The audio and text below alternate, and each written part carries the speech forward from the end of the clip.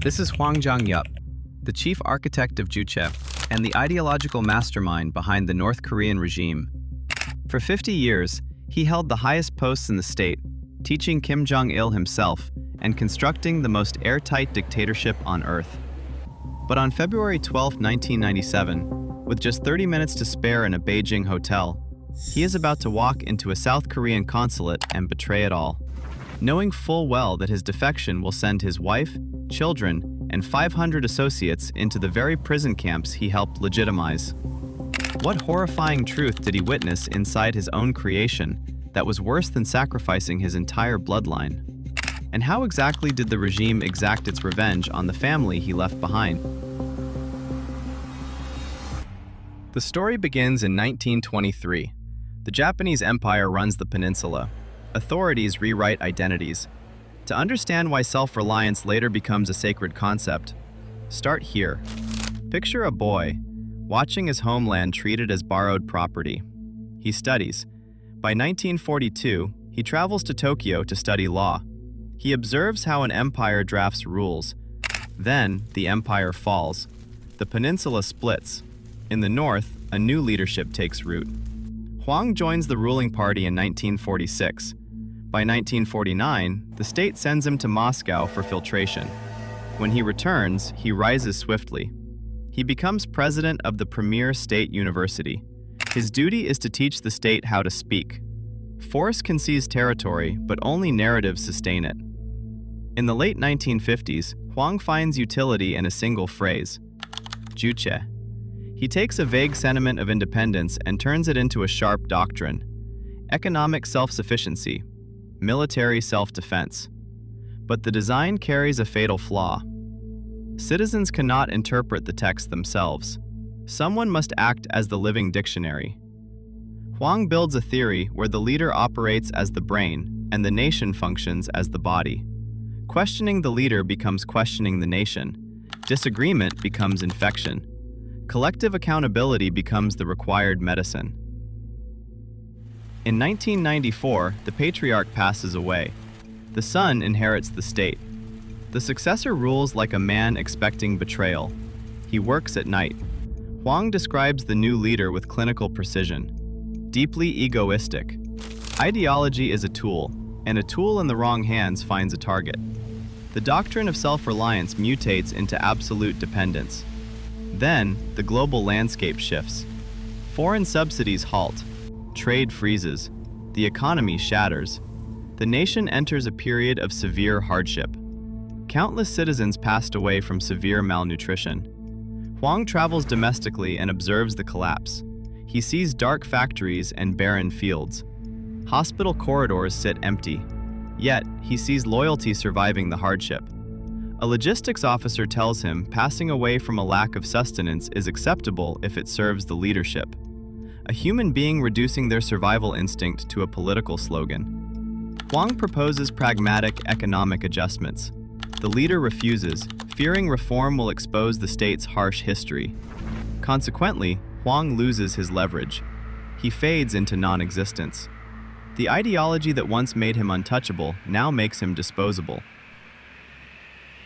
In late January 1997, he leaves on an overseas tour. At the gate, his wife adjusts his coat. Spoken truth becomes evidence. He says goodbye with his eyes. This is the last time he will ever see her. Tokyo serves as the initial stage. He delivers a lecture on his own ideology. A man planning to flee a system is lecturing on why the system functions perfectly. The observation networks are too tight. He boards a flight to Beijing. On February 12th, he and his aides separate from the delegation. By late morning, they reach the consular section. Just a door. He walks in. He drafts a statement by hand. Defection looks like a man with perfect posture staring at paper. The situation ignites. The state labels it an abduction. Beijing seals the compound. Armed personnel surround the building. Diplomatic cables fly. 3 governments argue over one elderly man. For 34 days, he waits. A detour is engineered. Hwang routes through the Philippines for 33 days. Finally, in April 1997, he boards a flight to South Korea. Fighter jets escort his plane. He carries the user manual to an impenetrable regime. The regime addresses defection through collective accountability. The doctrine enforces guilt across multiple generations: grandparents, parents, children. The logic leaves no room for innocence. Hwang helped legitimize this protocol. Now, he watches it process his own name. Within months, widespread detainments occur. One report places the number of detained individuals at roughly 500. The state assembles a train 15 carriages long. The punishing logic remains mechanical. Eyewitness accounts suggest his family is transported to remote management centers hidden from maps. Names are replaced by numbers. It is bureaucratic efficiency. Reports indicate his wife passed away by her own hand shortly after. One of his daughters lost her life under murky conditions. The system removes people, then it removes the clarity of how it happened. In his new home, Hwang becomes a guarded exhibit. Intelligence agencies debrief him extensively, but the political climate favors diplomatic engagement. His warnings offend officials. He is sidelined. In 2010, authorities apprehend 2 state operatives. They entered the country posing as refugees. They received orders to monitor Hwang and eliminate him permanently. His own mortality is not the crisis. The crisis is that his creation still actively hunts him. He continues working. Hwang writes books and founds a think tank. He attempts to turn philosophy into a blunt instrument to cut through the propaganda he helped harden. In his new life, people disagree openly. He faces the paradox of freedom. Speech is abundant, but trust remains scarce. How much sympathy does the architect of a closed system deserve when he decides to step outside? There is no clean answer. In 2003, he travels to the United States. He tells anyone who will listen that the regime possesses hidden fragilities. Governments file his warnings under interesting theory. Policy rolls on. October 10, 2010, Seoul. He is found in his residence.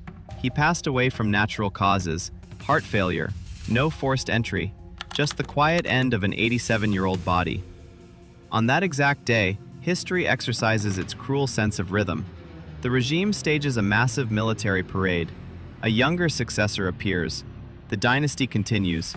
Juche remains the guiding constitutional principle.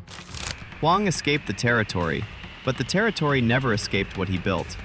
He spent the first half of his life constructing a mechanism so complete it could run autonomously. He spent the second half horrified that it no longer required his input. The mechanism does not halt when its creator departs. It flattens curiosity into silence. It runs the trains strictly on time, even the ones carrying the condemned. The enclosure is not constructed of iron bars, it is constructed of belief.